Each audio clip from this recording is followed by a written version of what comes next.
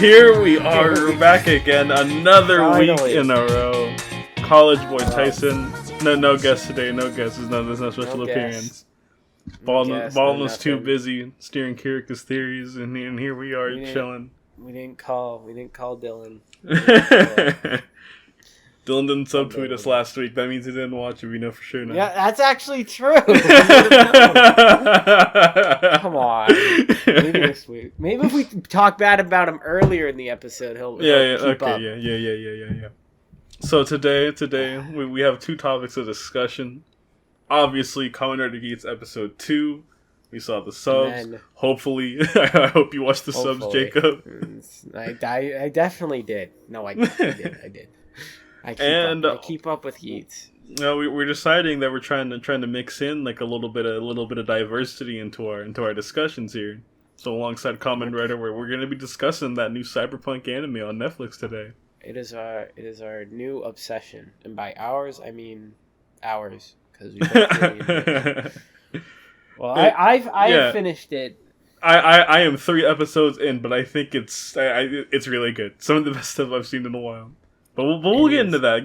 First, we'll get there. We'll hop into Geats, and to start off, Jacob, do you want to talk about Trust Last now or later?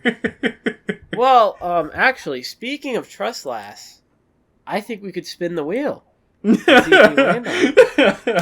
actually going to screen record it this time so people believe me that I'm spinning a wheel. So here we go. I got it nice and screen recorded. So we'll put the proof in like a tweet. Yeah. Or you can. Oh, I got an ESPN notification. Oh, guess who it landed on? Who? Me. Oh snap! Talk about Digital Jacob today on the podcast. What that boy be doing? Digital Jacob. He's a scumbag because he made us record one day late because for some reason was like, oh, I gotta go to a Red Sox game. It is in fact Thursday, right? It is in fact Thursday. Sorry for the delay, folks. Actually, they're not gonna get a delay, but it's delayed for us. It's delayed. It's not gonna be. It's not gonna be the same. There's no same feeling. So thanks to Jacob, it's delayed, and Jacob went ahead and finished the second topic of this episode early, so he's ahead and he knows everything. So it's fine. And I don't know. Jacob's got a cold. He's sick. I don't know. I don't like talking about myself in the third person. I don't know how long I can keep going with this bit, but we that's can the hater wheel. We can pretend it landed on Trust Last. We can talk about. Yeah. Well, hold on. Let's fake our reactions real quick. You ready? Yeah. Oh my God, Gia! You'll never guess what. What did it land on? It landed on Trust Last! Oh my God! So Jacob, what exactly do you hate about Trust Last? It feels like... Okay, let me preface this. I like most of the... I actually like all the Reiwa openings, honestly. I made a lot of joking tweets that they all suck. But honestly, they're fine. They're great. But this song just feels like you took the slow parts of Live Devil and made it the whole song. There's no beat drop. There's no the chorus feels non-existent, and I don't know. It's grown on me. I say it's grown on me, but I think I've heard it twice since the episode came out. But regardless, I don't hate it as much as when I first heard it. But I think that's also because the visuals that are attached to this opening are really stellar. And probably one of my favorites in the whole, just in Rider in general. I think they really knocked it out of the park with this one. It's just the same that... who's the female singer? I don't know her name, but everyone really likes her a lot. I don't know it either. But everyone likes her a lot. A lot of people on Twitter are like, it would have been better if it was just her. Probably, maybe, but they brought back the Gaim guys. Who is that? Shonen no Kaze, I think. Yeah. I feel really bad that I don't know her name. I'm gonna look it up. And you can Yeah. discuss While you're looking that up, I think Toei really did a disservice to the actual song, saying that the guys who did Just Live More were making it.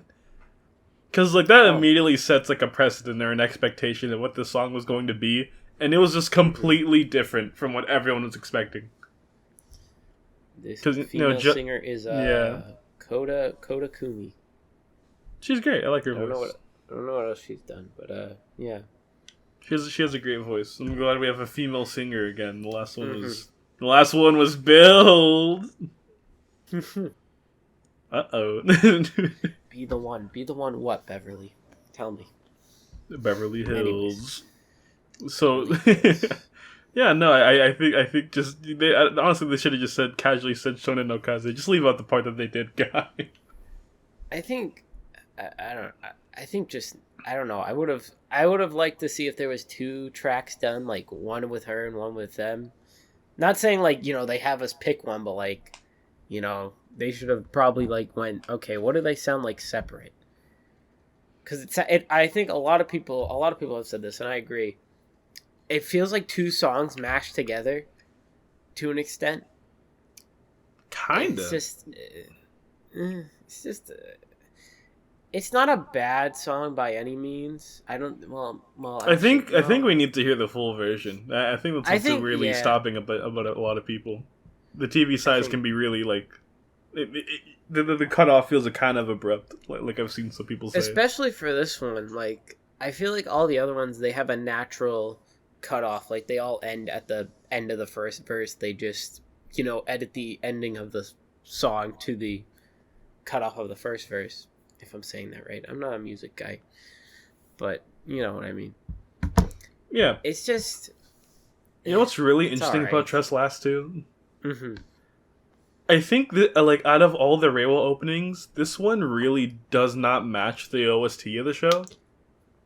It really doesn't. This feels Like you have like all the Almighty's like ska, and that goes along with because there is like some ska feeling stuff in Saber's OST plus the fantasy there's stuff. a lot of horns too. I feel in Yeah. Saber. It's very it kind of gives Realize you the regal. Realize is very rock heavy, and then that goes along with a lot of 01's inserts and stuff. Mm-hmm. And then And then I hate Live Devil, Live so you Devil, know. Live Devil's interesting because I feel like a lot of Revice has a very I don't want to say mixed is a better word than diverse. I feel, but it's like you go with the flow has that kind of like surfer rock to it Yeah, with like that twang. most of the OST I'm is like making up surfer words, things. but yeah, it's an interesting choice, but I really like it. Like I love the way Go with the Flow sounds, but then you get into the more hard, it's like a lot of hard rock too with like Volcano and Mirage Mirror. Yeah. And then like you get the pop stuff with like Cherryish and like Ride and Bloom kind of doesn't. Ride and Bloom's a weird like it's not. Revice has a lot of like different inserts. But it's interesting because it works too. I Yeah. feel like I love the hard rock and I love. And now really love the surfer shit. Yeah. It's so good. But now we have Geets, and Geets has like this whole kind of like James Bond-esque sounding OST with its fights and stuff. And it's just now we have like with pop. that hint of with the will. I'm never gonna stop bringing. Yeah. And now we have pop music to kind of like as the opening to kind of match it, and it feels weird because the OST does feel like pretty high energy a lot, and I don't think the OST or the intro can really match the energy it has. It feels. I think you're right. The disconnect is very large. I feel like you don't see that a lot. Maybe. No, I can't remember another season that felt like a real disconnect because like a lot of people always claim Be the One didn't fit for Build because like a lot of people said like, oh, I should have had a rock. I could see that, but then I feel like the other songs in the season kind of have that poppy feel to it. For Laws of Victory, though, I think that's what everyone Laws thinks of Victory about. is the only outlier, but that's like gets a pass because it's rider chips, which works out. Yeah, but you get Ready Go. And, everybody gets a free ridership song. Everyone goes, except for the last 4 seasons. Where have they been? We need them back. I don't know. I miss them too much. They dropped Next New World and vanished off the face of the planet. Crazy how that played once. Oh my god! All right, that's one thing. That's one thing that bugs me like really a lot about recent Rider. They make these great inserts and they just drop once and they never play again. Dude, that I got so mad and realized when Volcano played because I'm like one of the people. I feel like I'm only one of the people that likes Volcano. I don't know how I the like fandom feels Volcano. about Volcano because it's I either like like oh it's either they like the song or it's just Kimura's there so they hate it.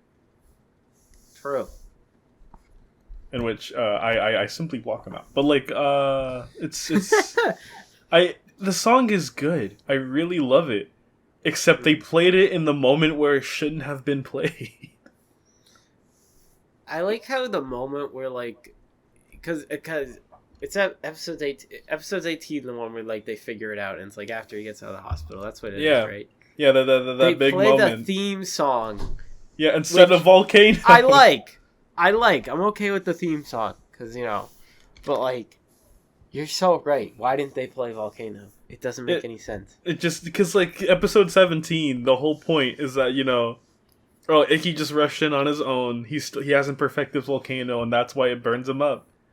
And but then like the lyrics of Volcano is like very obviously meant for episode 18, or just them after that episode in general. Because it's like, oh, we are one. We fight as one. We're the 2-in-1 combination. We've got it figured out. And it's playing while Icky is just like going crazy.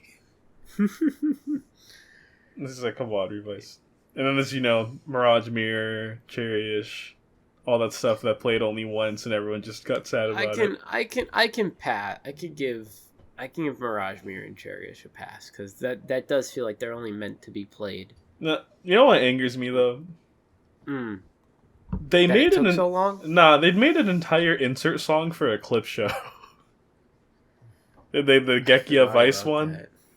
I forgot about that. I erased it from my mind. It's so crazy. I actually like the song, but I can admit, why did they make an insert for that when they could have made one for Ultimate? I don't even get why they didn't make one for. I don't get why there wasn't like one for Thundergale onwards, because it's like you could have gotten away with that. I heard the whole thing was that like by a certain point, Kimura's voice was like hurting, I guess, from being Vice so much, or either that or like the after effects of COVID, and so he was just kind of like bleh with his voice. Which that's why you didn't. That's why you shouldn't have made Gekia Vice and just made Ultimate. That's why bro should have just talked like a normal person. Or should have got a different person. bro should have had a better immune system. So Trust Last aside, we got into a hard ramble. Trust Last aside. It's okay. So, what do you think about episode 2 of Kamen Rider Geese, Jacob? Solid, fun time. Well, aside from that guy dying, but But no, I like that we expanded on the concepts in episode 1. It was nice to see the characters expand more, even if it's like kind of like, oh, they kind of like, well, no, they do all remember, so it's interesting with that. It's like they're all kind of chill about just, oh yeah, the world was completely different before this. I like that we're seeing more of Ace and like him being an asshole, which is just great. Continues to be him going, this is for the kids, give me boost. And then he's like, just kidding. But then it's like at the end he was nice. He was actually being nice, so I like that. That makes me wonder, because like in the beginning of the episode, he was like, me becoming a superstar was just me testing the limits of the Desire Grand Prix's like world rebuilding like ability, and so obviously there's a limit, and so now that he's figured that out, I wonder what he wrote this time on his little card, or if he's still testing it. That just makes me wonder, because like obviously there's theories going around about the opening, and shout out Shame. Shame had this one of like him breaking out of the barbed wire, and the opening is like him trying to bring down the Desire Grand Prix from the inside out, and I wonder if that kind of like falls into that. I'd be interested because it's like, because you get the whole like duality of like there's the one who's in the bar. I think there's the one who's in the barbed wire, as you mentioned. Then there's the one who's just kind of out, and he's with Surumi. What's her name? Sumiri. Sumiri, yeah. Sumiri? I thought it was Whatever. Surumi. I forgot her name. The I don't- game navigator. The game navigator. But she's like, he's just there. Like, she points the gun at him at the end, and he's like, in the rain. It's sort of like, I sort of wonder if it's like, that's the original one, like, before he got into it, because then it cuts to him, like, looking at the sky, and you see Geats in the background. I don't know. I think there's clues in the opening, but I also feel like everyone in Reiwa, well, not everyone in Reiwa, but every season, everyone's been like, "Oh my god, what's this hint in the opening?" Like, there's always been something that people question. Guys, oh my god, who's the red hair Izu? Oh my god, who's the? Oh my god, guys, why is Ikki in a in suit? the fire? Why is Ikki in the suit? I don't think Saber had one. Ironically, I don't think it had one either. I was thinking about it. why is Toma riding that bike? He doesn't have a bike. But it's interesting. It's interesting for sure. And then one thing that actually did interest me about the opening that I forgot to mention, the only 3 people who get individual like character shots, not like the quick flashes, are Ace, Keiwa, and Sumiri. Nobody else. It's just them 3, which I find super intriguing. Sumiri is the real tertiary writer. I wouldn't be upset. But I don't know, because you always see that everybody gets a cast shot. Like, everybody gets one, no matter like their place in the show. Like, even last season, they continuously updated the Revice one to show who was in what faction. Even Hikaru was in the opening. Even Hikaru was in the opening. So I don't know. I feel like it's really interesting. I feel like that might be a choice to truly like build up the idea that no one is like special aside from Ace. Maybe. Like everyone can get got at any moment. I could see that happening. I like that idea. Which is weird because obviously still like the writer fans, this is a fandom, Toei's structure. We're very used to, main guy, second guy, third guy, and obviously here that's Ace, Keiwa, and Neon, even though Neon has like had like 3 lines so far, and it's just it's weird, because I don't know, because like it's having that Kabuto effect. Of like, oh man, it really does feel like the second guy is the main character, because obviously we spent most of the screen time so far in the show with Keiwa. Yeah, the episode started with Keiwa. It mostly follows Keiwa as we learn about things. If anything, Ace is like the background character to his story, and I think that's I like it because it's like a choice to help out the themes of everyone's in it for their own thing. Even at the end, like the resolution with Ace going to the Ginpen's son's hospital is because of Keiwa, and Keiwa being upset at him. So it's like it's still like about shit that is related to him. Yeah. Maybe I'm reaching there, but you get what I mean. Yeah. Because he obviously might have probably overheard Ginpen's death. I mean, he had to have, otherwise how would he know to go? Yeah. Oh, this is for the Also, I think that's completely funny, by the way. And then he heard a man's dying wish, and he was like, "Oh yeah, whatever he wanted, I'm in for that. Give me the form."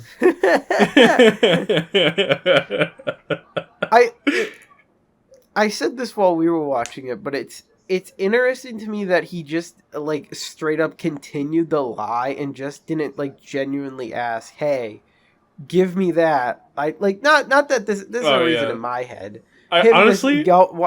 I kind of hope that he keeps it up and like Keiwa just keeps falling for it. That'd be super funny. He's like, I know what I said last week, but I promise this time I want to save the Earth. And he's like, maybe this guy's good. Maybe I want that to happen now. That's hilarious. I'm gonna be mad if they don't do that now. It's so good. God, it's just I said it I on hate Twitter. you. That's so good. I said it on Twitter, and it became a hit tweet. But like, compared to like the past, I'd say maybe 5 pro tags. I love all the pro tags we've had recently, except for like maybe Aruto. But like, Real. I Ace is such a breath of fresh air. Like, oh my It really god. It's been so long since we had a guy who's like, Bro, and he's an asshole. He's me. I keep calling him an asshole, but he's more just like a bastard, if anything. Like he's like He's a he's funny not man. like rude. He's just a cocky bastard, and I respect it completely. Like even like in the And, like, in the lobby where Buffa was like trying to intimidate him and basically like size him up, and he just stood there like with a shitty grin. He's like, I got a faucet and a shield, and he's like, Buffa's like, oh, I don't care. Okay, he's like, oh, okay. Oh my, because like I don't know. I've been talking about it for the past couple of years. I did it when Saber aired. I had a fear about it when Revice aired. I talked about it when Trigger started. I remember, of just I get so turned off to something if it starts in the first episode and like the main character is like, I am happy go lucky smile man. I will protect all the smiles. Look, And- Trigger aside, because that man grinded. That man said every episode, smile, smile, and he convinced me. But hey, not the point. I think you're right. I think not. I think Revice got away from it because Icky, I felt, didn't have a specific. Icky, goal. I was scared that Icky was gonna goal. fall into it before it started, but like once it started, and he was just like, "Oh, he's just a family man." I was like, "Okay, yeah, I vibe with this." I would. It's weird because I feel like Toma, Ray I would specifically. because like I have the hardest case of switching up when it came to Saber. I hated that show for like 45 episodes until I rewatched it entirely on a binge and I loved it. I despise that show. Saber is like a retrospective. Damn, that was good. And Toma, when it was airing week to Toma, week, I hated Toma. I hated Toma. I never. He's not my favorite. But he's not bad by any means. Like, he's a solid protagonist. I just Rintaro and everybody else I like a little bit more. But he is a solid main writer for that show. And he helps, and like, Beyond Generations really helps him. Like, he is like, Vice, you made a promise to Icky and you're going to break it because you want to win or something like that. Like, not exactly. It's not exactly that. But I just like the idea that like Toma will absolutely just hate you if you break promises. I love that, and like you are not being a real one Aruto's right weird now. because I feel like he had like 50 different goals. Aruto's like, damn, I wanted to be a comedian. Oh wait, I want to run this company that I don't want to run. Oh man, I gotta protect the Humagears. Oh wait, man, I gotta protect people's dreams. I gotta protect the Humagears' dreams. Oh man, I gotta keep my secret identity as 01. Never mind, the Ames entered like is trying to investigate me for being 01. I'm just gonna transform in front of him. That was cool though. That little episode where he ran away. I like that. Oh man, I gotta make sure Fuwa doesn't kill me because he doesn't know I'm 01. Oh wait, he knows I'm 01 now. Now we gotta work together. Oh wait, Metsubo Genrai is on the run. Oh wait, I gotta convince them that the Humagears have feelings even though I'm selling them. Oh man, my secretary died. Better kill the terrorist. Oh, it's suddenly a bad thing. Moron. Food with malice. Who cares? See, I'm just exposing myself. I'm missing the messages. We're gonna get tweeted out of Jacob of CBT does not understand 01. I understand that it sucks. Sorry, Chris. We got to realize that it might be overrated. You just gotta face the sunrise. Yeah. But now it's okay. Yuya Takahashi's picking up the slack now. I have faith in him this time. He's back. I have faith in him. Because episode 2, I loved episode 2, honestly. I loved it. I was watching it. I watched it like a couple times, honestly. Like it's, I'm so sold on this concept. He's really drawn me in.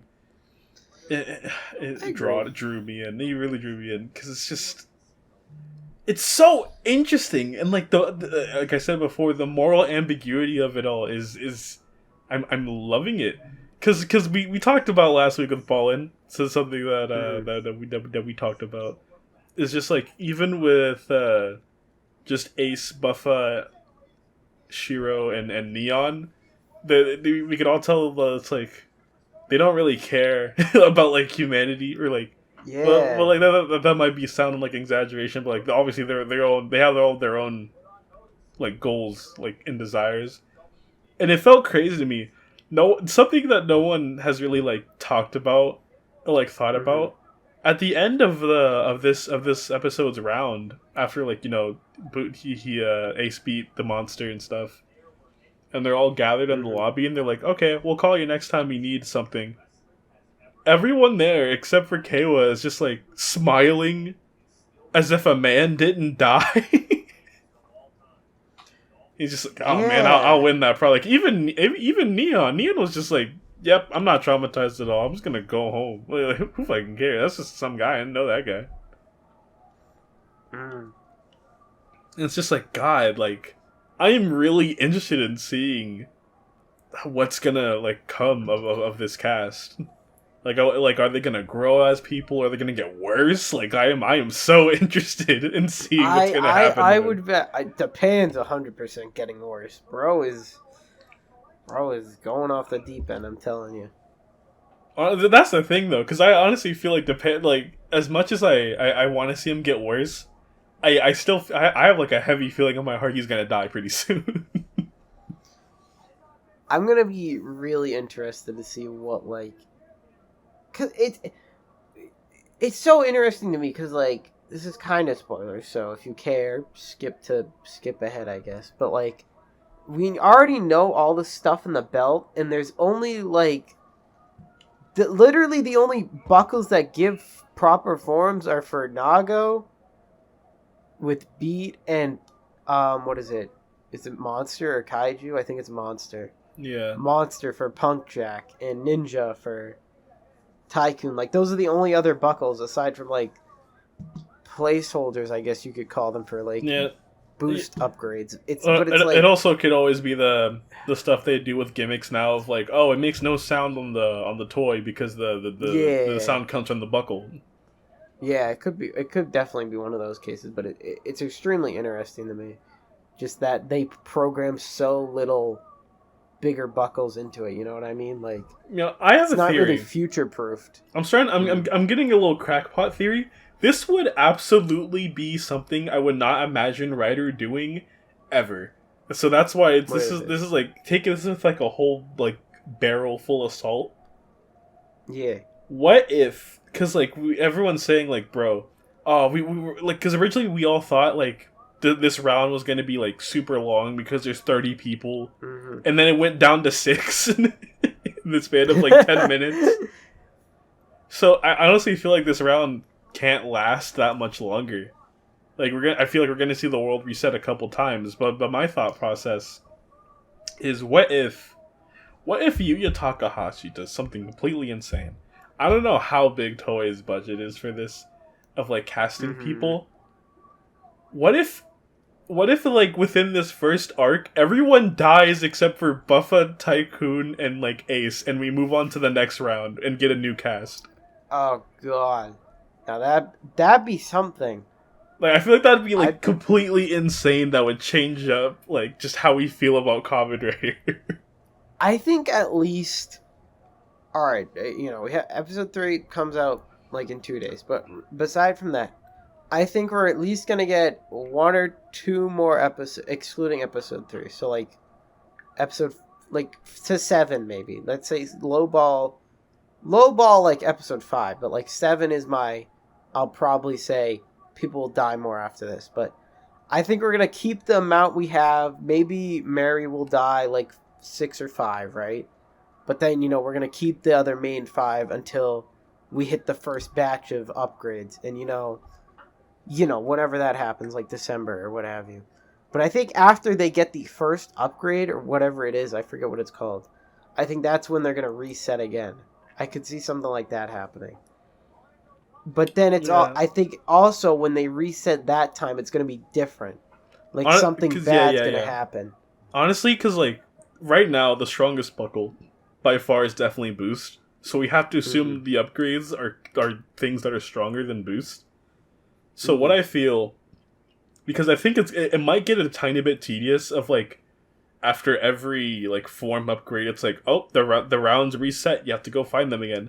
I feel like Yeah, a yeah. benefit of the better buckles have to be like you get to keep them for the next game. Yeah, you got your keep inventory on. Yeah, you get new game Or plus. even just like they change the rules, like how they do in Rider, like they change the premise. But like something changes and it's like, "Oh, you guys kept your items? That's weird." You know what I mean? So they don't have to keep re-upping their stuff. I think that'd be interesting. But I Yeah, think it'd also be interesting. I feel like someone other than Ace is going to have to win at some point. Like we're going to see that happen in the show. And it will probably either be Depan or maybe our January rider, whoever that is. honestly, Not like saying, that's not even a thing yet, but you get what I mean. Theorizing. I'm so when the show started, everyone's like, "Oh my god, Kay was gonna definitely die like a brutal death." Like I don't know how people think these shows works, bro. The secondary writers only get to die in side specials, but like. Mm-hmm. There ain't no way this man Kayla is dying. But now I'm especially sure he isn't dying. Now that they confirmed that like the base forms and like the accessories they have give stat boosts. Yeah, I don't Bro, think he's going. his thing is that he's lucky. I would bet maybe he only. I would bet he dies, but then he immediately comes back to get like a how these things go. He dies and gets an upgrade from it. Like that's how I these things work. I think with like with this what I want to see, because I really want them to utilize these like stat boosts of their forms.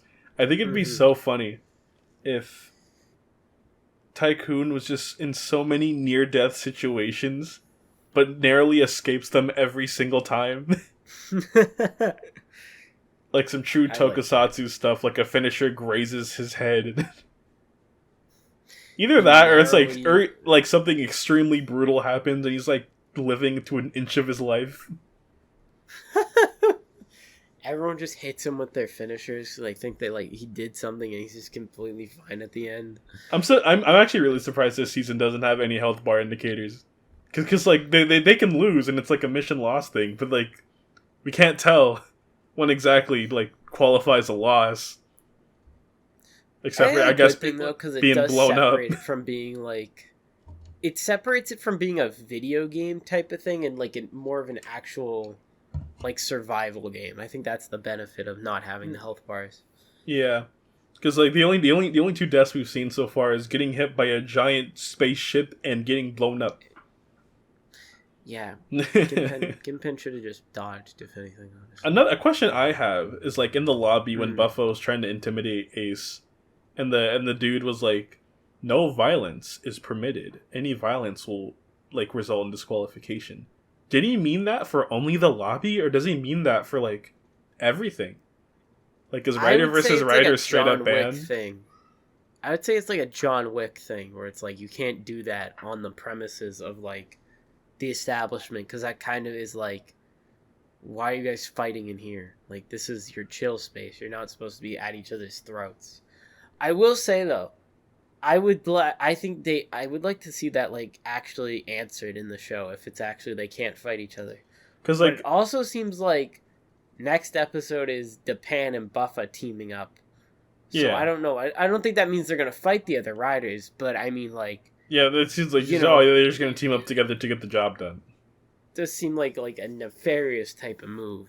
Yeah, Scandalous, it's if you like will. I've been really thinking about the whole thing of like Takahashi saying this season's gonna really like try to steer away from Ryder versus Ryder fights, and so it's like, huh?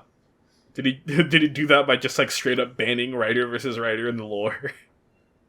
I think if he did, if that is the implication, I think that would open up like a great moment where it's like, Oh yeah, we as the audience of how probably will someone expect has a them. disqualification where someone tries to kill everyone Yeah, else.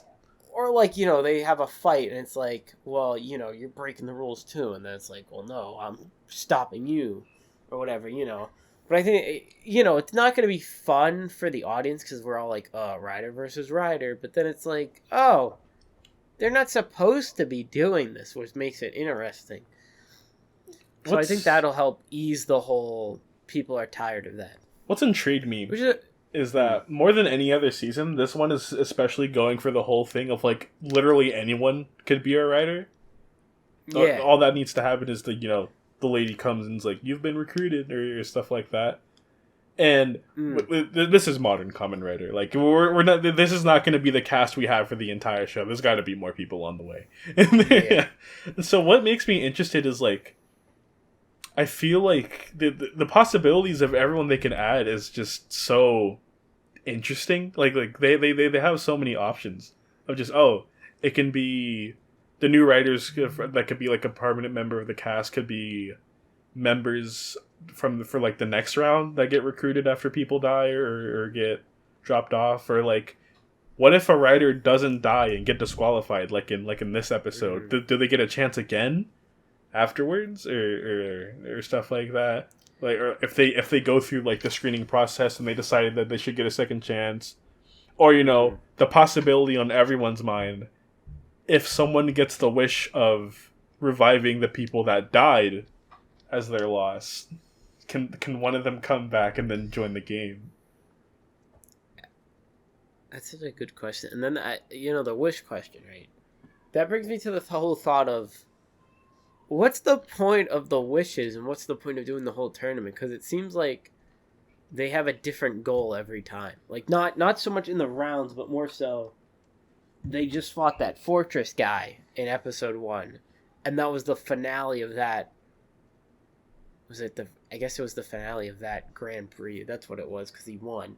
Yeah. So I don't know. I'm really interested to see what the whole point of this whole thing is. If it's just like just people getting infinite wishes every time, but it's like this has to have an end point. My whole thing is that it's like to continue the whole thing of moral ambiguity, because like they said, the Jamato is like a weird force, or like evil force of nature that just appears, and like they don't know where it comes from, they don't know how to stop it completely. All they can do is just gather people and try to contain it and solve it, so humanity can continue forward. And the moral ambiguity of it is just like, you can't get people to do this for free, so they make it into a tournament, and add a level of competition to it, so people can actually like save humanity. Because I really still feel like that's like what Geats is going for as like a theme of just like, no one, I guess, can truly just be all heroics. People have to be in it for their own thing, which is probably why Shiro lost.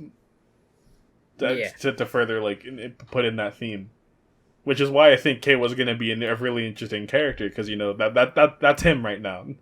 He is really like on the heroic stuff and the mentalities, and yet we've seen him constantly being like put down. And you even see that with like Gimpen, who Gimpen's kind of like the Gimpen and Keiwa are like the point of the episode, or the focus rather. And episode 1, Gimpen's like, buddy, you need like more of a dream than just wanting a perfect world or whatever it was, or just world peace, what have you. But then it's like, I don't know. What was I lost my train of thought. Yeah, I think where you're going towards, like, Ginpen was obviously also very, like, I guess just, or like morally good compared to Keiwa, and he was very like, I'm in this to make a world where my son can be healthy, and he got. Yeah, basically. Like Kei was getting put down by all these people, but yet he's the one who's still alive, basically. Yeah. Like even like his sister to an extent like put him down a bit, and then he's the one who lived during that altercation or that round. Not put him down. it's She it's did. it's She didn't really put very him down, but you get what I mean. it's just very I love it of like yeah Mm. you can't get people to save humanity for free you gotta have a prize. Which is we then I think that results because like obviously we have the idea that multiple rounds have been starting up Mm. so or have already been done so Buffa it's crazy because like we saw at the end of episode 1 Buffa was just a normal guy of like who are you Mm. and then of course he got his IT core back so then he got his memories back and I think we're gonna see it when this round ends at least I hope we do. I want to see like the absolute personality switch of a normal construction worker just having an honest life, and then he gets his ID core back and turns it like, "I'm gonna win this game. This world is gonna end." I think that whole switch is interesting because you see people like Ace who are just the same regardless of what happened, and then Kayla too to an extent. Like bro is still like kind of like cheery and happy go lucky. So I want to see that switch. That switch is gonna be good. And I wonder. I keep talking about the pan. I don't know why, but like him too. I think the pan is probably the second character I'm the most interested in because like he is kind of like a mystery and like we know some shit is gonna go down with him. So it's like a matter of when and how. One of my I don't favorite know, things in Writer is just how like when they have a character that has like oh man before they're a writer or like when they're not transformed they're kind of just like shy or something or like they seem like an average person that you would be friends with and then they put on the belt and they just go ape shit like I love that stuff. I think we had like a writer like that in Gaian because that was kind of something about Gaian with like power and stuff and I think that we're gonna have it here with especially Geats because the whole thing of like how does a human being change from constantly like feeding into their desires and chasing after it, especially with someone who's been in the game for a long time like Buffa.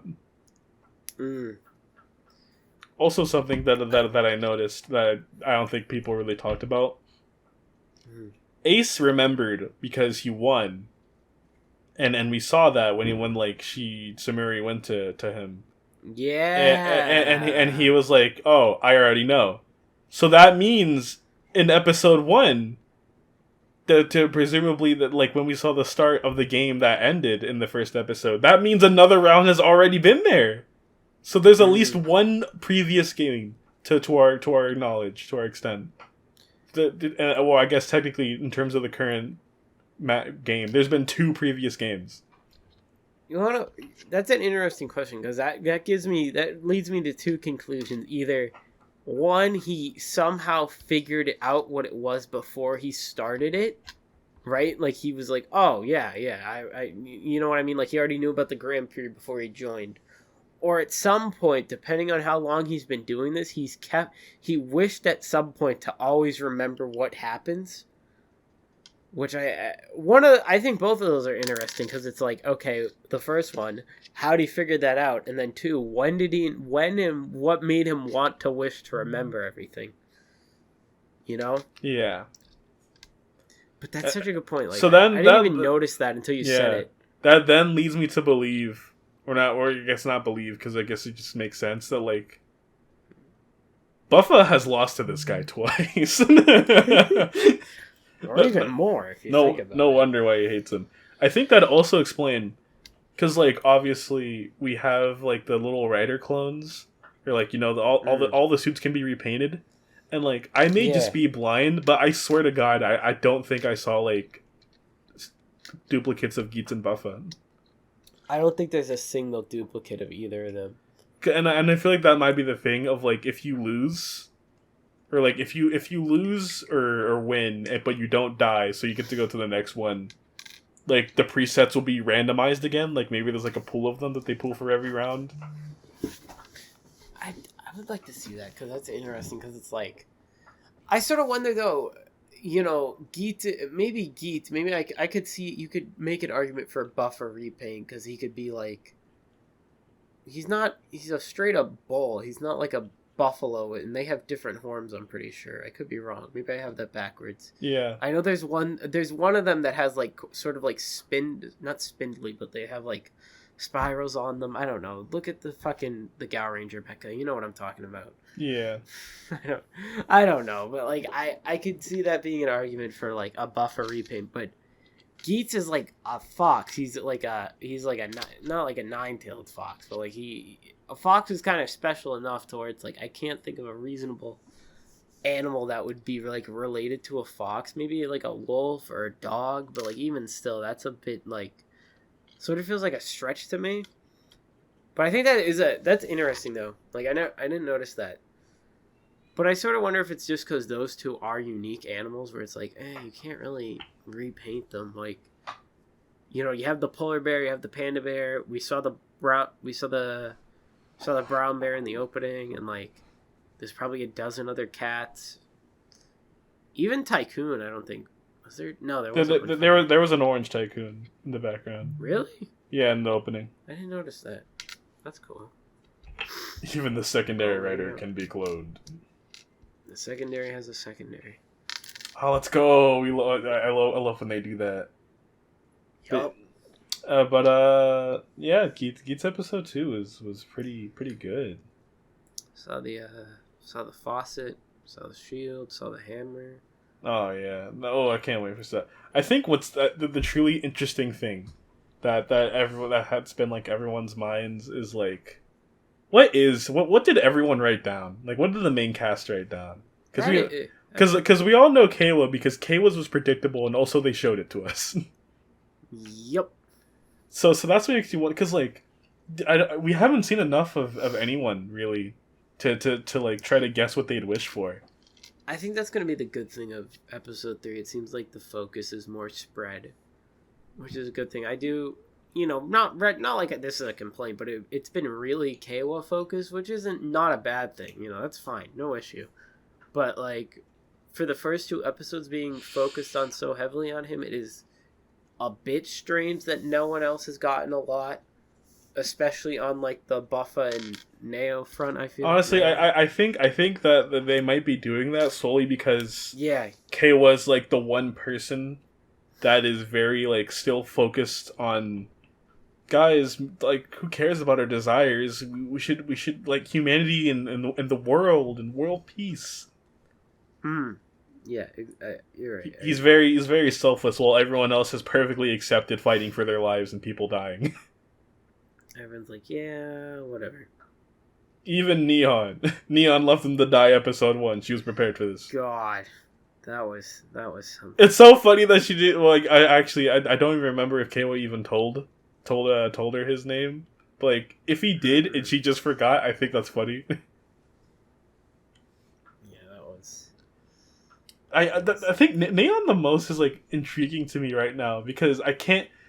Obviously, everyone else is a bit easier to tell with like their moral ambiguity. Like, but we've seen Buffa just absolutely shrug off the death of other people. Japan's apathy is very apparent. Mary's there, but I don't really care about Mary, in full honesty. And it's just I like Mary's character though. I like the idea that he's just an actual nice dude. Nago's so interesting to me, because I think we're all used to like we've had female tertiaries 2 times now, but we've already had a bunch of female rares before, and I really feel like the expectation, it's like serious. I really feel like the 2 lanes. The expectation of her was like she was gonna be like the bubbly girl that you know she's an entertainer.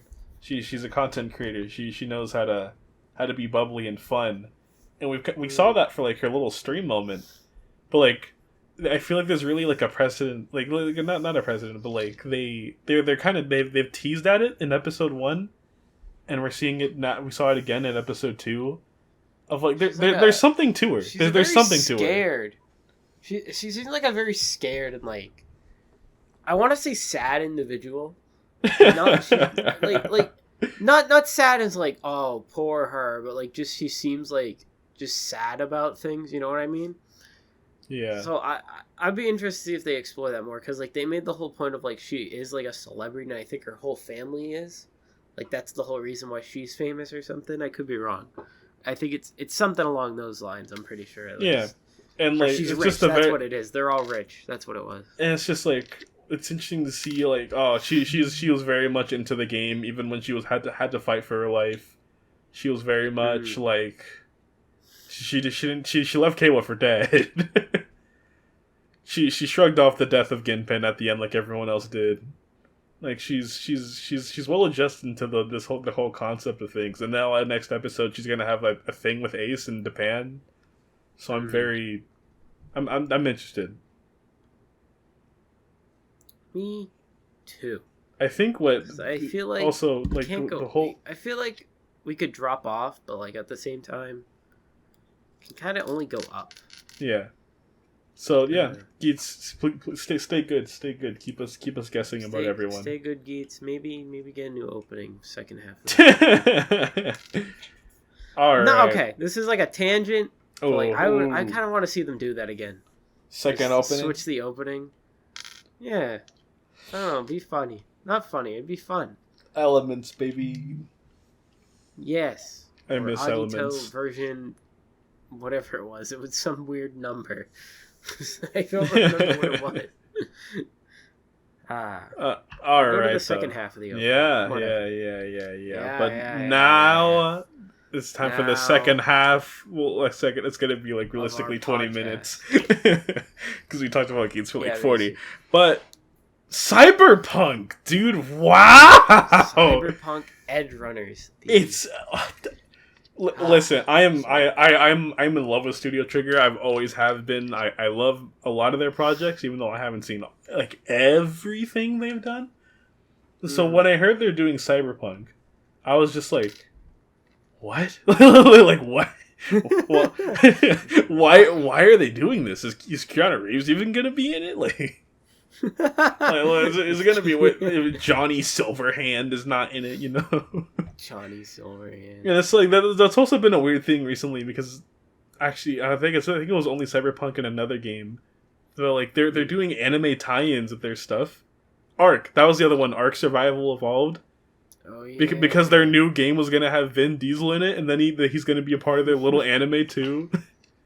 You Dude, even say like Vin Diesel's Birdman's gonna be kinda a like voice actor in Birdman's an kinda like anime. a It's tie-in, it's too. gonna be so good. Oh my god, can't wait to hear Vin No, Diesel. but man.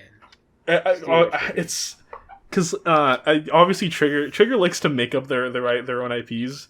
Like I think the only thing they have done because they're also tied into Gainax, right? Studio Gainax. They were. It's a lot of like former Gainax people. Like Yeah. even the director of Cyberpunk was the guy who directed. He directed Gurren Lagann. I'm pretty sure. Yeah, and like they Which do. is I'm pretty lovely. sure a majority of their stuff, if not everything, is original ideas and not based on a manga. Don't quote me a on. lot of the- Yeah, don't quote me on that though, because I'm pretty sure I think Fully the Cooley only might thing have had a be Little manga. Witch Academia, but I could be wrong. No, Little Witch was Little Witch originally started off as an OVA, and then they adapted that into a full TV show, and then it got like spin-off mangas. Oh. Yeah. So it's like okay, they like to make up their stuff. So seeing that they were doing something that already existed was weird, at least for me. And it's set in like a specific version, because the whole thing of Cyberpunk is that it's based off of like an RPG or like a tabletop thing, whatever it is. Yeah, I forget what it yeah. is exactly. Tabletop. But game. then the game specifically is like combining a bunch of that stuff and like making, it's based in the lore, but it's kind of like also its own thing in a way, right? Yeah. So the anime has to do even like more specific of this takes place in the world of Cyberpunk 2077, the video games world, not so much the actual lore, the whole wide-standing lore, which I could be wrong, maybe it does, but they take so many elements from the games. Like I played through the game when it launched, and I started another playthrough. I kind of stopped it, dude. but I never thought I would say this because like obviously Cyberpunk was like the game that everyone's been waiting on for like what 10 years. Yeah, 10 years. And it's like, oh yeah, Keanu Reeves came out and introduced, and so he got a popularity, like an even bigger popularity boost, and everything was building up and hyped up. I'm gonna be real, like from the gameplay and everything, I did not care. and like that's just personally because like I don't play that type of games. Mhm. Like Skyrim, Fallout, all that kind of stuff. I usually, all my friends are into that stuff. I usually don't Mm. really care. So I could have cared less. And then the game came out. We all And then remember it's when just an Cyberpunk came utter out. shit show. See, I love the cyberpunk like aesthetic. Like I love future stuff. Like I'm obsessed. Like I just find it so beautiful. Like just anything that's like super tech, I really like. But like, God, that game is so. Even now, like I thought it was fine. Like it's a fine game. Like there's stuff I like about it. I like the character. I love the customization. It's so fun making a guy or a girl and just making them all punked out and stuff. And I love, I love some of the character stuff, right? Like Keanu's fun, Yeah. and the side characters are great. But like the game is just kind of like the combat's okay. But like you look at what Edge Runner does with like the stuff from the game, like Yeah, I was gonna say the whole power that David. what's his name? The whole power David has is an item you can get.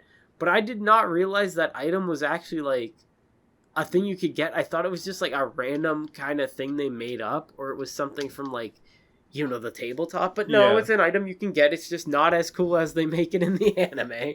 Like I assume because I haven't seen the a lot of gameplay for Cyberpunk, so I just assume it's like, oh, the world slows down, like the graphics slow down, I guess, and you move about, It's just and it's like, slow oh, in the down anime, it's like it has just like this weird like kind of like the world becomes like this weird hue, and like the after images of you, like your speed, like you are so fast that you are creating like the Flash-esque after that's images. what he was doing. Like I didn't even realize that's. I thought he was like seeing the future or something. But no, it's fucking just. Excuse me. What I love about it, batshit super speed. what I love about it is that like they show what it looks like from like a camera or like a third person point of view when it comes to like that one kung fu guy, and it's just the dude started throwing punches and all of a sudden he was just in the wall, and I love it. But yeah, it's so crazy how this anime completely sold me on a game I did not care about in the slightest. Am I gonna go buy the game right now? No, but like when I have the disposable money to, I probably will, because like this anime alone has made the lore cheap as shit now. Like the lore of the world through the anime alone has made it so they have sold me. Like honestly, they should have just told Studio Trigger to do this like 10 years in advance, so this could have came out when the anime when the game launched. This would have been the best marketing of all time. It's so weird that I think what they're doing though, because like they announced like an expansion pack, and they've been fixing the game. The game's like been fixed for the most part. They've been and like they're redoing all the vehicle combat and like the police system, except but that's beside the point. Yeah. I think what the developers trying to do, like what is it, CD Projekt Red? Yeah. I think it is. Yeah, it is. I think they're just trying to expand it into like a whole franchise, like the multimedia. So I get why it took so long, or not why it took so long for this to come out, but more so when it came out when it did. And I think it was good because I think, sure, the game still has the whole bad rap around it, but now it's more like lax. Like yeah, don't. It has something good in the franchise to back it up. To like balance it out. God. So it's like, oh, even if you didn't enjoy the game, like the anime is set in the like exact same world, and it's amazing. There's one thing I'm a sucker for, and it is characters who are sick of their environment. Oh like, yeah. I love Sogo, Tokiwa Sogo, Comrade Geo. He's one of my favorite characters. Bro is so, he's not sick. He's never like sick of his environment, but more so like, I always feel that vibe from him that he is like sick of being a high schooler and he just wants to become a king, which I think that is his whole goal. Not his goal, but that is like the vibe I get. And then you get David, who is like, dude is impatient, dude is like hacking, dude is sick of going to this corpo school. Wow, I used the slang. Yeah. I can't believe that. It's so it's so funny to me because like when Cyberpunk was announced back, well, I guess I don't know, re-announced during that 1E3, and it was just like, because I'm pretty sure it was like either the day of or like a week later that, unlike the Cyberpunk Twitter, they announced, we have partnered with Studio Trigger to make an anime, and I was just like, what? I think it was a little bit after, because it was delayed like I think 2 or 3 more times before it. When you say Studio Trigger is doing something for you, you have set such an expectation on whatever you are doing to be good, and it's so funny that Cyberpunk came out, like, started off like that, and they said nothing about the anime for like a solid year after all that shit happened. They was like, we're gonna let all this die down before we let out the anime, because I feel like we're gonna let this cook. I feel like if that happened, like I said earlier, they should have had it. But like, if the anime probably did come out when the game came out, I feel like that would have affected how popular it is. Because it's just like, damn, the game is terrible. I don't want to watch that shit. But I love Studio Trigger so much. Like, Kill la Kill, or Witch Academia, Gurren Lagann, even though I haven't finished it. Technically, Fully Cooley is Trigger because, you know, Gainax. Technically, I think Gurren Lagann was Gainax. Oh yeah, too. I could be wrong. But you know, they use Gurren Lagann like in all of their promotion things too, with like Kamina and Simon. I think they got the rights to it. It basically feels like Trigger. Because I think Gainax. I don't know. Even though I haven't watched any of like the universe, SS Gridman looks so fun, and Promare is my that is my thing. I haven't seen that. We need one of these times we need to talk about Promare on here and watch it. That would be a fun. We could do a Gridman episode too, because I've seen all those. It's Trigger is. Look at that. We got some ideas. Exactly. Now. Trigger is just like, they are one of those, like, they're one of the titans in the anime industry, I'd say, of like, even if their animes come out every now and then, like, they're not constant like a lot of studios, like Mappa, like definitely not to the extent of Mappa. But like when they do drop something, you know it's gonna be crazy. Like, even if the story is weird, the animation will be on point. Trigger, we brought this up, but Trigger is interesting because a lot of their stuff is purely original ideas. Like, it's never, you got your Gridmans, you got your Cyberpunk, obviously, but a lot of their stuff is just original ideas, like Panty and Stocking. And like, I completely forgot about Panty and Stocking. That's coming out this season too, dude. Trigger's really been on it right now. I've always found them interesting because I've always thought of anime as like, you gotta base it off a manga or like a light novel at least. But no, these guys are just going pro bono, and they're like, we can just make it up. Which I think it do kind of makes them fall into a little thing I like to call the Trigger effect, which is just they have a tendency in the second half of the show to completely go off the rails and make the plot crazy. It's to the point where they make fun of it in Promare, because Promare is kind of like, hey, this is the movie where we as a studio completely recognize all of our tropes and use it to like make it really fun. Like, they make fun of the giant robot things, they make fun of the whole stuff of like, yes, this somehow leads to us going into space. That happens so much in Trigger. Like Little Witch Academia, a show about just girls going to anime. Yes! You never expect it, but in the final episode they go to space, and it's just why? Because for some reason, about it now. No, if I start now, I'm gonna go into a whole tangent. But it's like Little Witch is like my favorite anime on the planet, and it makes me so mad that in the second half they completely throw out like all the slice of life elements, and then add a main villain, and then add an end of the world plot, and it's just like, bro, this is anime Harry Potter. What are we doing? Oh my! Kill la Kill ends. God, they do that. Even Gurren Lagann did it. Gurren Lagann, they go to space at the end of Kill la Kill. For some reason, they take the fight into space. Oh my God, the life fibers! I don't remember BNA, but I feel like BNA was edging close to going to space at the end. They don't.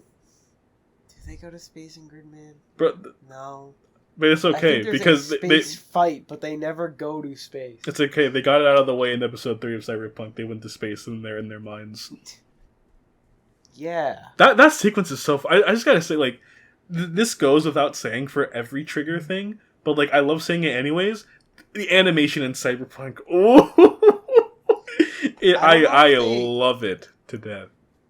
Did you finish episode 3, or you're still watching? I finished it. So I know the team. Did him and the girl kiss or no? Or was that's episode 4, I think. Oh god, yeah. I was just like, what are you talking about? Okay, there's not. All right. No, there's just. You know what was crazy? Like before this anime came out, Trigger said, "Hey, this is not going to be like anything that we've made before, like in terms of tone." I didn't know what that meant because I didn't play Cyberpunk. I don't know what that meant, and it's just like, okay, like the craziest I think they've gotten in their tone was maybe panty and stocking because it's like, oh, they're being over sexual, bro. Yeah. Episode 1, just straight out the game. Oh my god!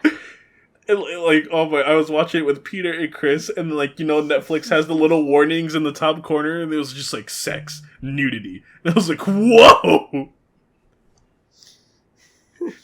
I did not expect it. Also, I had this thought in my mind. I've been thinking about it this entire day to bring up right now. Mm. I'm down. It's this trope in, I guess, just media as a whole that I have not seen in a minute.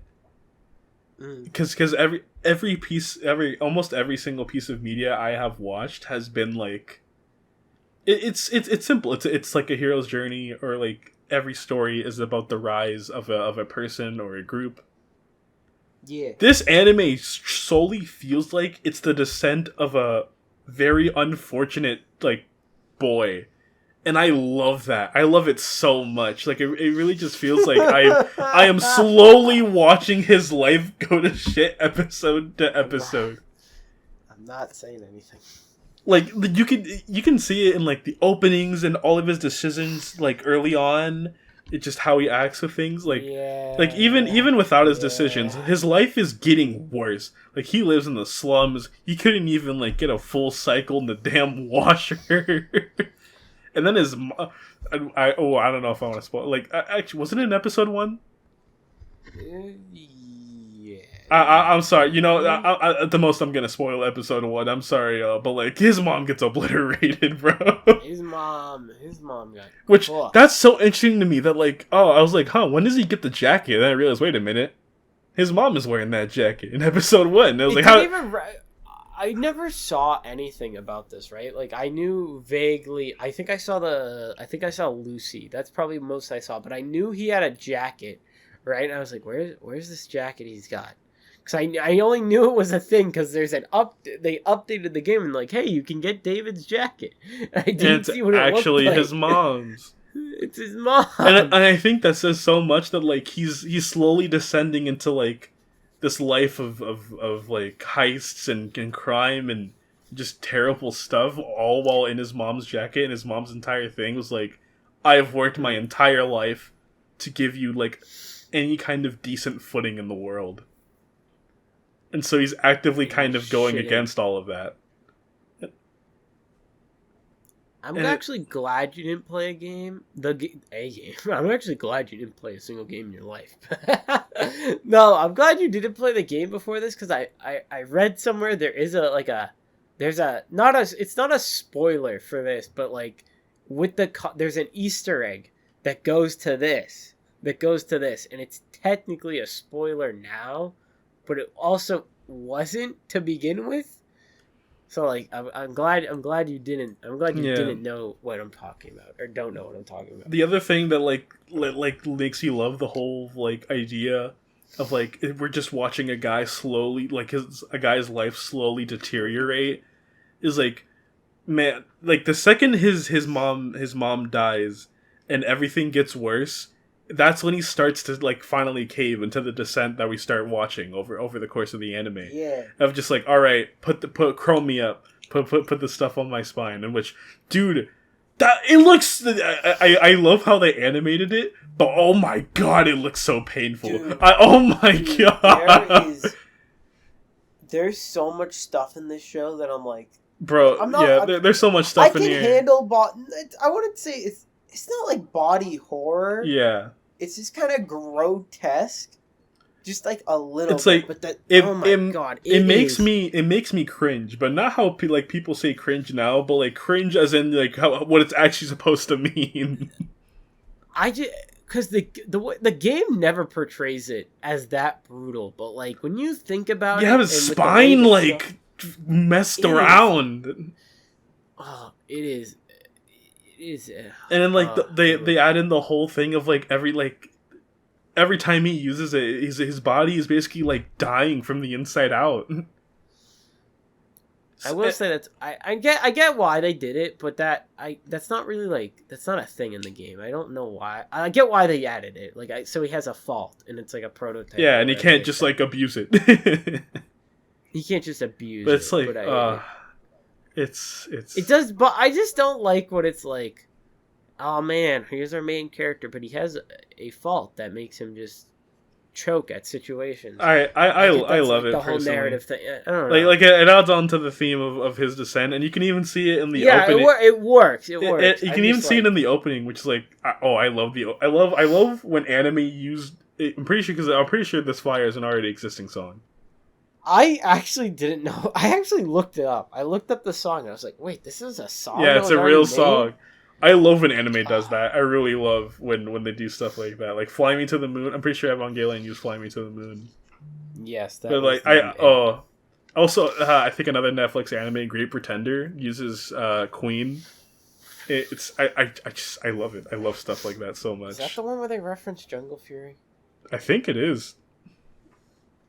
But yeah, I just the part of the opening, like I love how the opening like well it's animates or the vibe of it all, like how they have the silhouettes, but like it's Yes. all It's silhouettes, so good. but they draw the eyes, and you can just see the Mm. pure anger in David's eyes, even though in the anime he's still like, at least as far as where I'm at, he's still pretty happy-go-lucky. Well, not too happy-go-lucky, but he's not as angry as he looks in the opening. Like he looks He's like absolutely like pissed.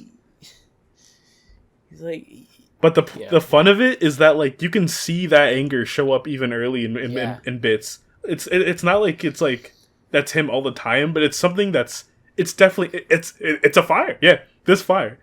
It's a fire that's in him that Like the foot he tapping, like he doesn't choose to let it out, but it breaks out in bursts here and there. yeah. It 100% does. Oh my god, you just brought some. I need you to finish this show because you just brought up such a good thing that they kind of not bring up, but you made me realize something. Oh my god. And so that's why I feel like the We might have choosing to do choosing a that part song. two. Well, we'll definitely do a part 2 next week. But like choosing like that song and having this fire's out of control, and like assuming by association this fire is a reference to anger, to like David's anger. Mm-hmm. It's like, oh, this fire is out of control. It's supposed to show like, oh, the longer he goes on as a part of like the crime team, what do they call? Yeah, the Edge Runners, and slowly just like Yeah.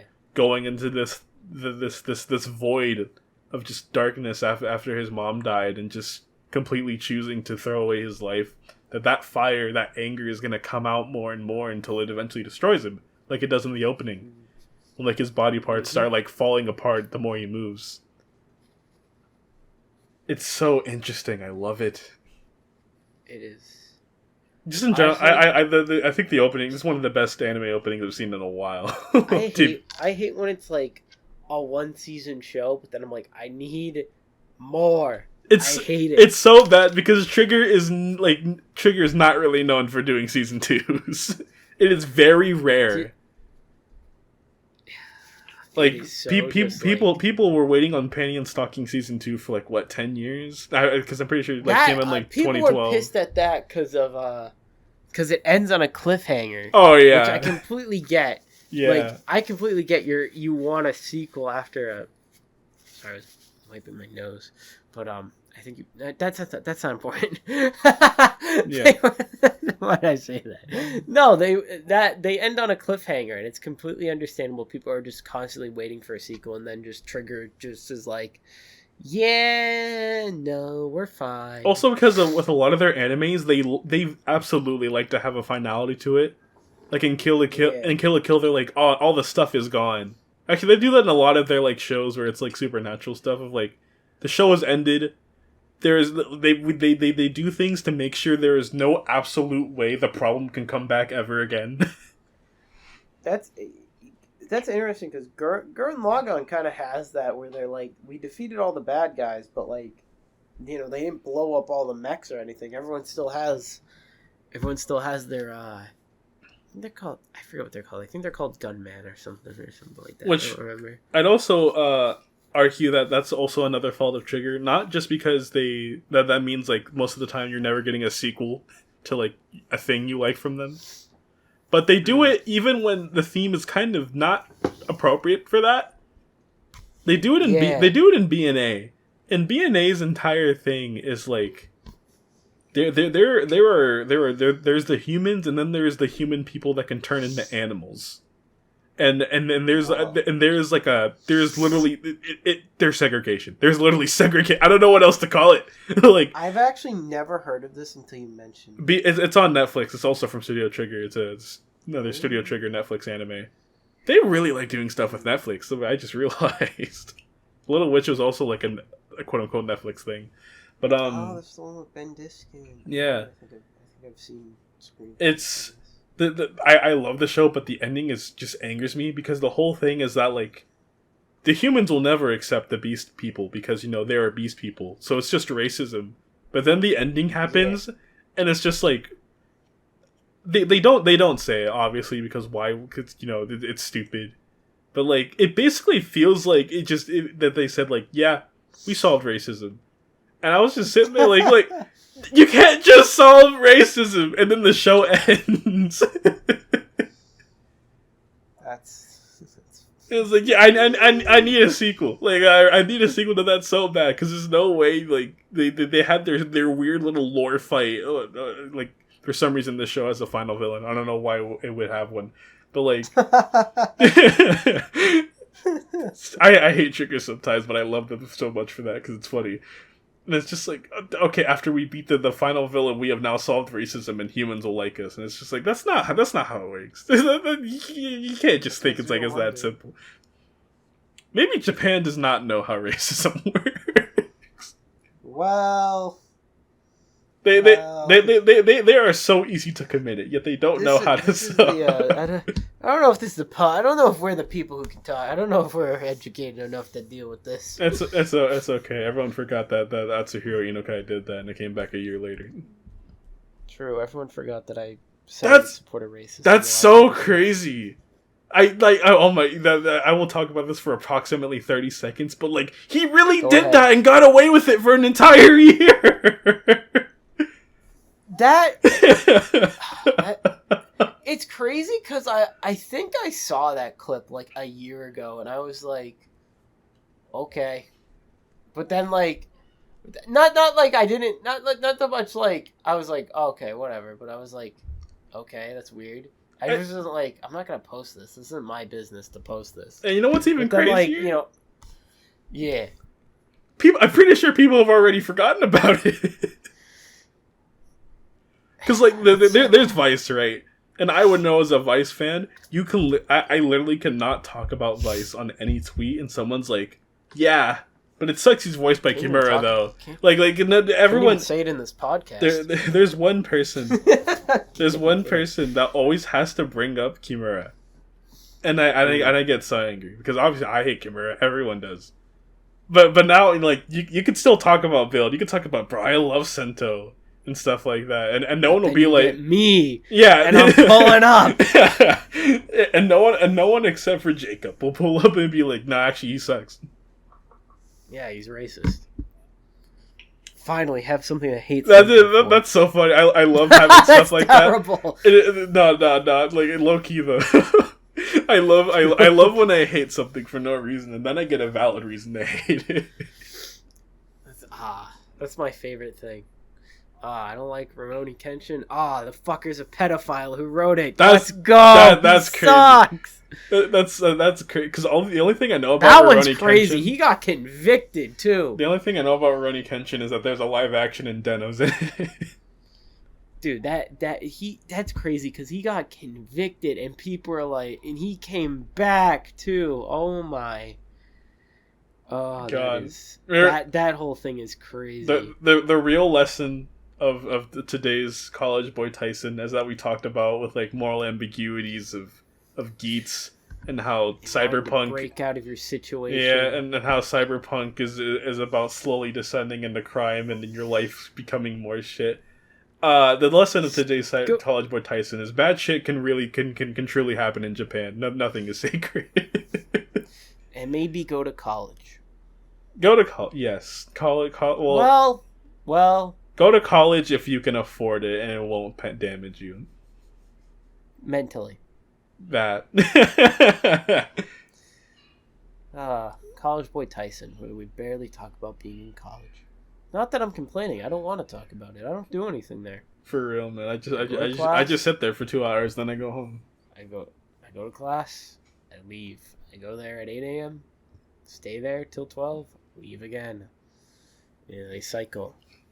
Oh yeah, God. Next week we'll definitely talk a little. I will have finished. I swear I will have finished the anime, and I'm gonna look at when I finish it. I'm gonna come back to this part. I'm gonna rewatch everything I said, and I'm gonna think about it. you're gonna see me going Yeah, I'm gonna understand everything, every little noise you made. I'm gonna make like a subtle change in my breath, and you're gonna be like, oh, I get it now. But yeah, we heavily recommend the anime to anyone who has Netflix or any other ways. But like ahoy, yeah, I'm never doing that again. Yeah, you might. I was gonna say Troy Burrows. Troy Burrows. Oh, it's like man, the most. See any tears? The most indirect way to say pirates. But on college, go Megaforce. When you're in college, you gotta get anything done by any means necessary. You gotta make the grade somehow. Make the grade somehow. Oh my god, I can't believe you said that. I'm gonna be thinking about the GX now. Maybe we could do a Yu-Gi-Oh episode. Bonds Beyond Time. Oh god, not Bonds Beyond. No, wait, that's actually. Bonds What Beyond we should do? We should do Pyramid. Movie.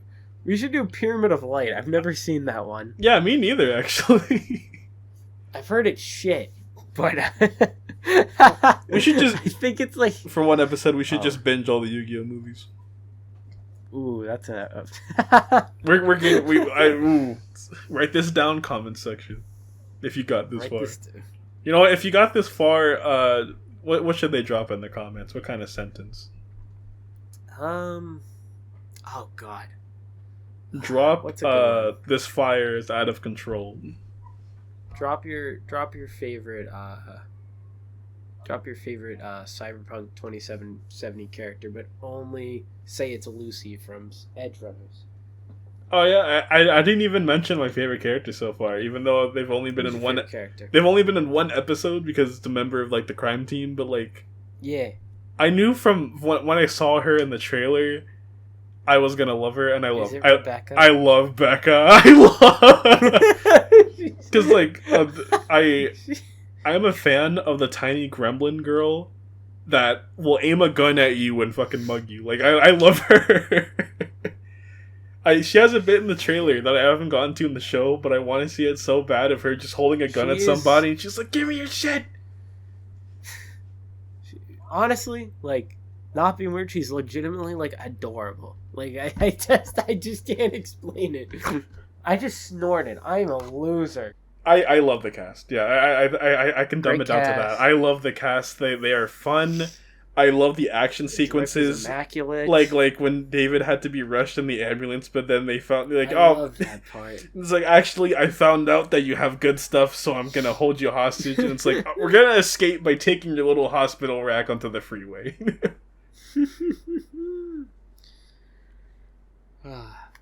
I love that. I love that scene. Just the cast is fun, and I love stuff like this. So it's like, even though like the people are charismatic, and the story is fun, and the action is great. Everything has that nice vibe. You still know that bad stuff has to happen. Like, I love stuff like that. I didn't expect the bad stuff to happen. That's all I'm gonna say. I was very upset. But with that, I think we can wrap up for this week. We can call it for now. Call it quits. All right. Well, thank you for listening to this episode of College Boy Taisen. If you got this far, as always, as I say, like, comment, subscribe, ring the bell for all future uploads. Make sure to follow us on Twitter. Yeah. At Ghially, but the L's are eyes, and at Guy Solg. At Guy Solg, pronounced at Guy Sorg. Yeah. Just go with Guy Solg. I don't know why I'm so monotone now. I think it just kind of fits with the promotion voice. Yeah. But yeah. Yeah. Watch Cyberpunk. It's great. Watch Cyberpunk. We don't have an outro. We do. We don't have one. Goodbye, everyone. Goodbye. Goodbye. Oh.